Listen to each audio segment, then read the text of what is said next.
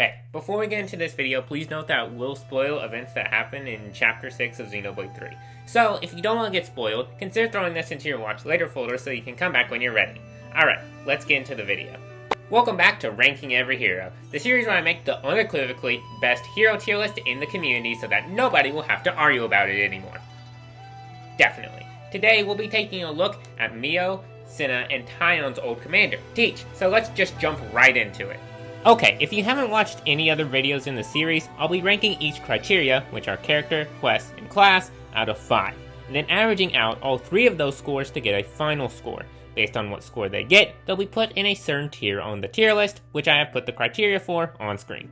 Okay, rule explaining done, let's get started. Let's start with character. This is based upon the characters themselves, like their design, personality, etc. Teach is definitely an interesting character for sure. He is a bit pointed at times, but shows a great deal of respect for his colony members. He allows them to pursue what they want to, but also is not scared to criticize them, like a truly good teacher.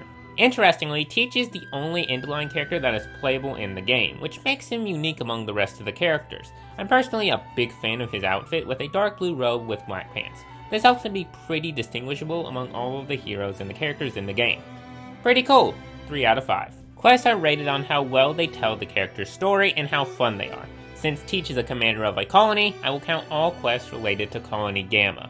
Colony Gamma quests are really unique. In the spirit of Teach being, well, a teacher, he ends up hiring Noah's group to be teachers to the entire colony.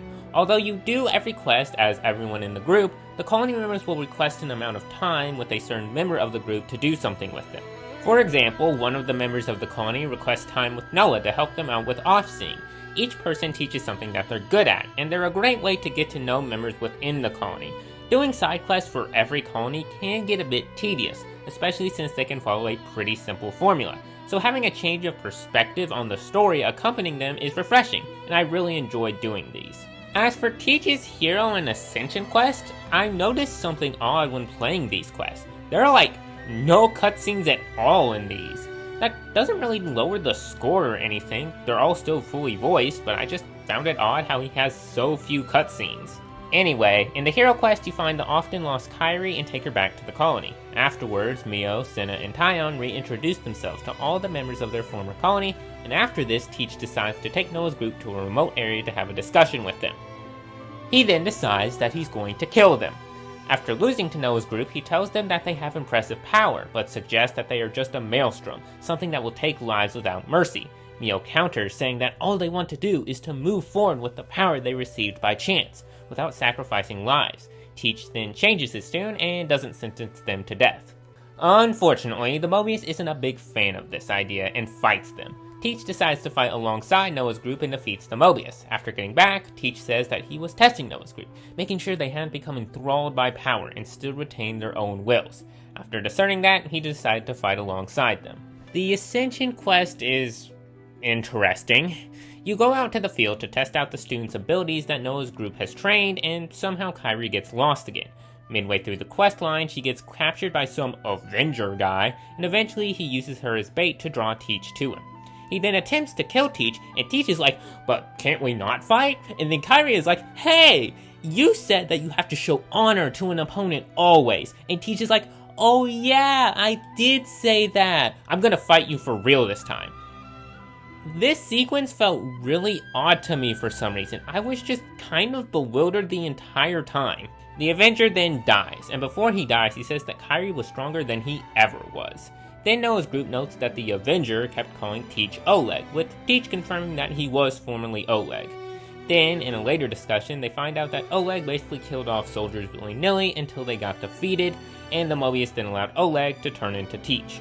Which wraps back around to why Teach wanted to test Noah's group to make sure they hadn't let the power get to their heads.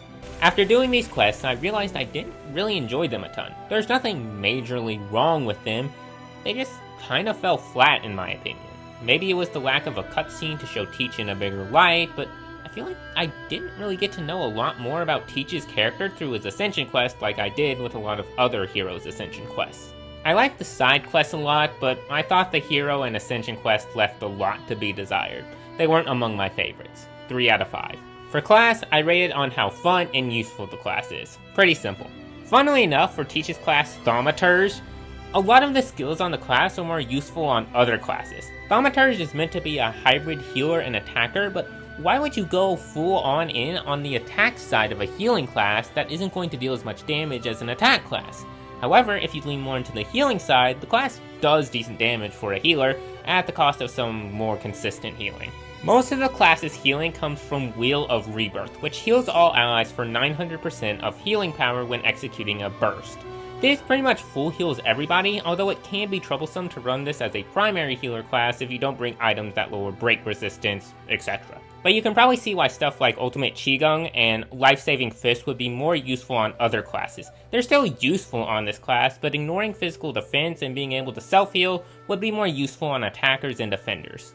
Overall, the class has its uses, like being able to easily get rid of debuffs, but unfortunately and funnily, likely has more uses when its abilities and skills are put on other classes. 3 out of 5. By combining all 3 scores, we get a 3 for Teach. That's good enough for C tier.